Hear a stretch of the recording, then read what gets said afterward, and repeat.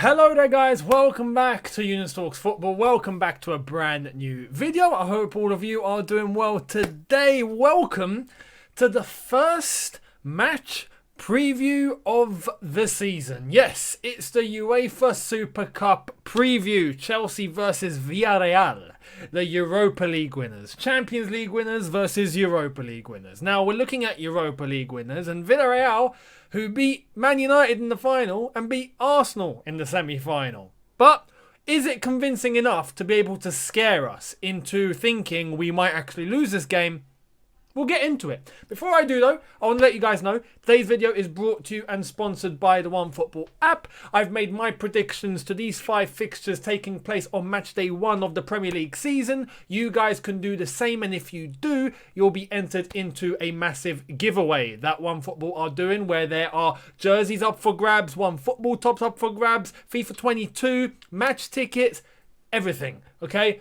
Make sure you make your predictions, hit the link in the description, enter the competition, enter the giveaway, and good luck. Now, let's get into the first match preview of the season. I've been waiting for this since the Euros, right? Since England unfortunately lost the final, and I was sat right here on a watch along over on Twitch for you guys, distraught, where I couldn't even talk. Well, we're here now and we're waiting for Chelsea to come back into action now. And just to let you guys know, talking about watch-alongs, the first watch-along of the season back here on YouTube will be taking place tomorrow for the Super Cup. Yes, we are back on here and on Twitch, both simultaneously. So wherever you like to watch, it will be ready and available for you guys anywhere. So let's get into it. Chelsea versus Villarreal. I'm looking at this and I got to be completely honest. You know, I give my opinion on here. I'm not that scared. I'm not. And I'm not looking at this game like a friendly either. I know people look at the Super Cup and think, oh, you know, yeah, it's a glorified pre-season. No.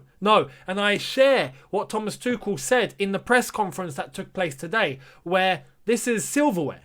We're not going to play a soft team. We're not going to play players for minutes. We're not going to put players on the pitch that we think, you know, kind of need to play for 20 minutes or 30. No. We're putting a team out that we think is going to win. That way we end up with more silverware. Simple as that. And when I heard Thomas Tuchel say that, I was like, yes, this guy gets it. He gets it. He understands what this club wants and what we want and what the team and the players should want. And I'm sure they do. We want the Super Cup. The last time we won the UEFA Super Cup was 1998. We beat Real Madrid. We were the cup winners. Funny I said it like that. Real Madrid were the Champions League winners. We played them, we beat them. And that was the last time. Since then, we've played 3 Super Cups. We've lost every single one, right? The time we won the Champions League in 2012, in 2013, in 2012, we had the Super Cup. We lost it. We won the Europa League the following year. We played the Super Cup. We lost it. We won the Europa League again. We played the Super Cup. We lost it. We got to win this.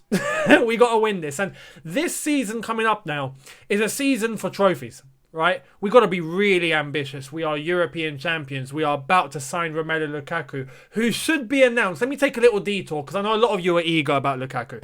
Lukaku could be announced later today. If he is, you'll get another video. There's a chance he might not. And if he's not, I don't expect it to be tomorrow, because tomorrow PSG are officially announcing Lionel Messi, who's arrived in Paris, and that's taken over the internet. So it'd be stupid for Chelsea to announce it at the same time. It wouldn't get as much attention. So they'd probably leave it until after the game tomorrow. They'd leave it until Thursday, where we can really have our own day, and the attention of world football can shift at least a little bit from Messi to Lukaku. So I'm guessing if it's not tonight, it will be Thursday. But that's my personal guess. Don't hold me to it. Anyway, that will be announced then. But we are playing this game now. We need to be ambitious. We are European champions. We are going for the title. Now that we are getting Lukaku, we've got the final piece to our puzzle. We need to be going for the Premier League title. That is the aim. We want to win and we want to be champions again. We haven't had it since 2017. It's about time. We want to make sure we try and retain the Champions League. Why not? We are European champs. Why not do it again? Simple as that. Let's see what we can do domestically as well in terms of the FA Cup, Carabao Cup. I mean, that's just bonus as far as I'm concerned. And we want to win the World Cup. We are taking place. We are going to be competing and taking part in the Club World Cup in December. So we want to go there and win that, because the last time we played that, we lost it as well. So there are trophies up for grabs, and this is no different. Tomorrow we want to set the ball rolling. We want to win the Super Cup. Now, in terms of team news, Thomas Tuchel did outline that it seems like everyone is fit, at least. You know, he's revealed the squad that has travelled to Belfast. But he did say that there are players in this team that will not be able to play the whole game. And they might play a part. They're not fit to play 90 minutes. So I've based my team selection on that. And looking at pre-season, what I think the team is going to be. So, before I get into the match preview in terms of the starting 11 and what I think we should do, let's pay a little attention to Villarreal. Now, Villarreal played the final, as I said, against Man United. Played the semi-final against Arsenal in the Europa League, right? That semi-final was a shocking semi-final from both teams, but Arsenal were worse.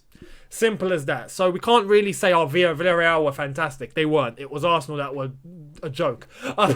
Man United in the final. Villarreal started off pretty shaky. Managed to get that equaliser. United just dipped off. Went completely flat. Went to penalties. We saw what happened. I think it finished 11-10 in the penalty shootout. Villarreal won the Europa League.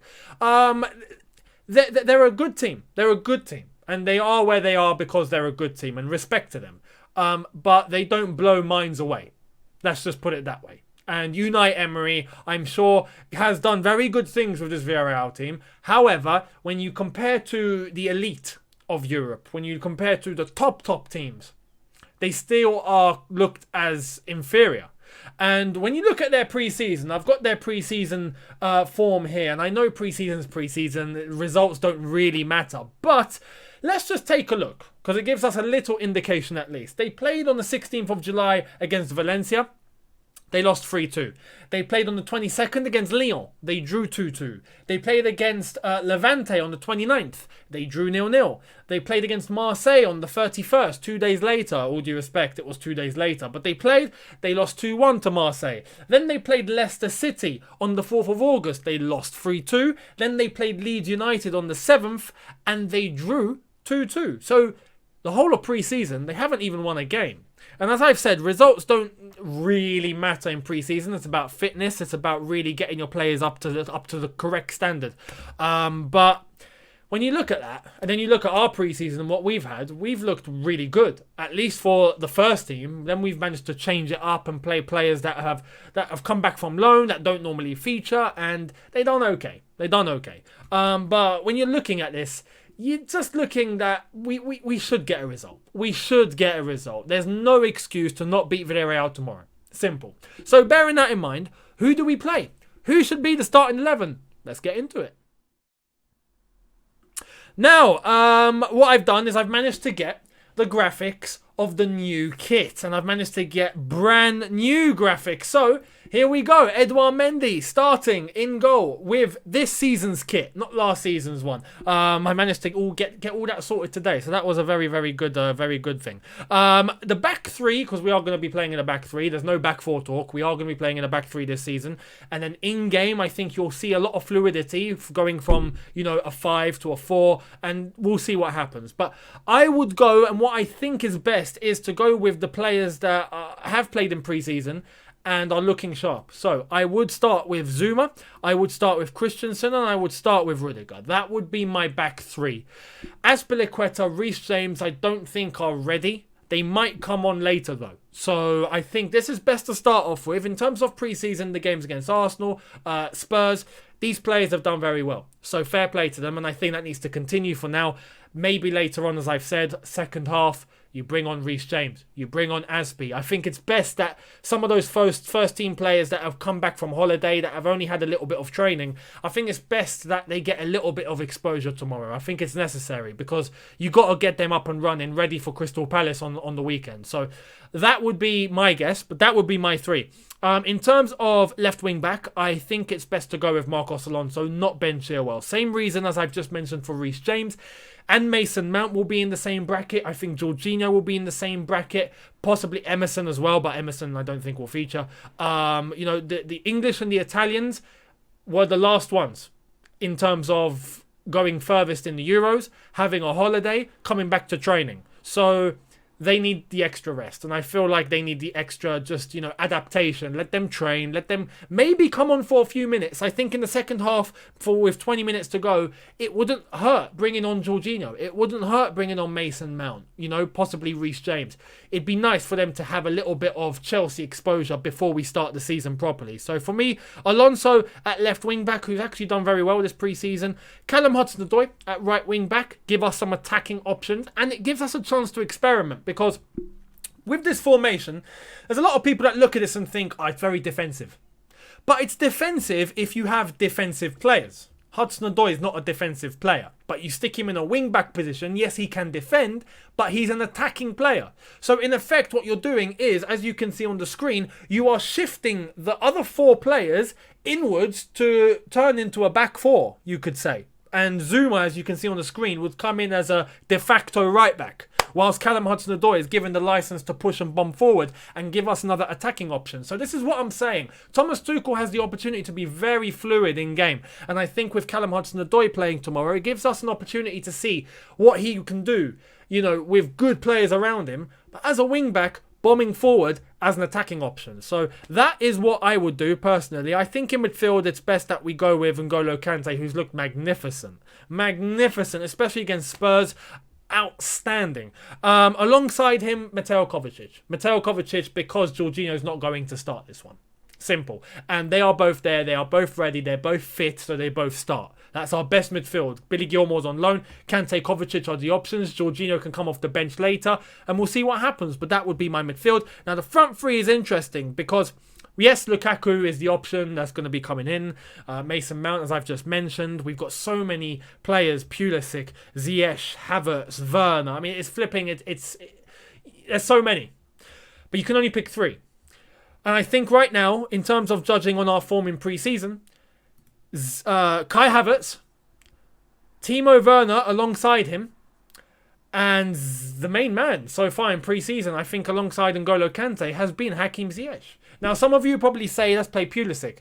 Ziyech deserves to play this. So far, with pre-season, some consistency, let him keep going. Let him keep going. And I think he'd have a blinder tomorrow, especially in that position. You see the way I've put him tucked in behind the 2 up top, Werner and Havertz. Havertz, let him have that little license to bomb a bit forward. Let him be the complementary addition and partner to Timo Werner.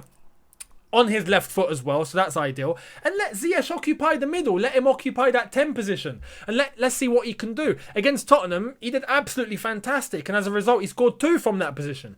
Why not do it again? Pulisic, I think there's a good opportunity for him to come off the bench later. We'll see what he does. But this is the front 3 that I would start off with. And then, as I've said, later on, we can experiment and we can see what happens. Going into the season, Lukaku is obviously going to be the main man when he does sign for Chelsea. And then that would bring, it'd be difficult because who do you drop?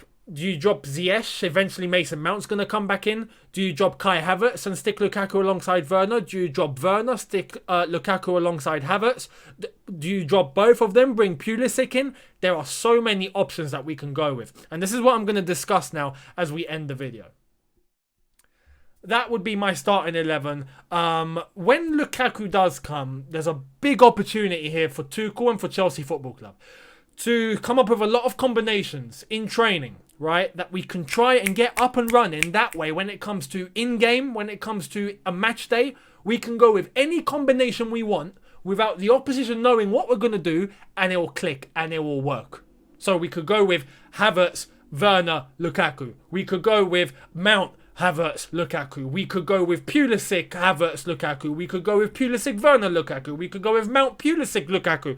There are so many combinations you could possibly go with, right? If we can get every single one clicking and working, the opposition won't know what we're going to do. And we are in the clear. So it's honestly a very, very big opportunity.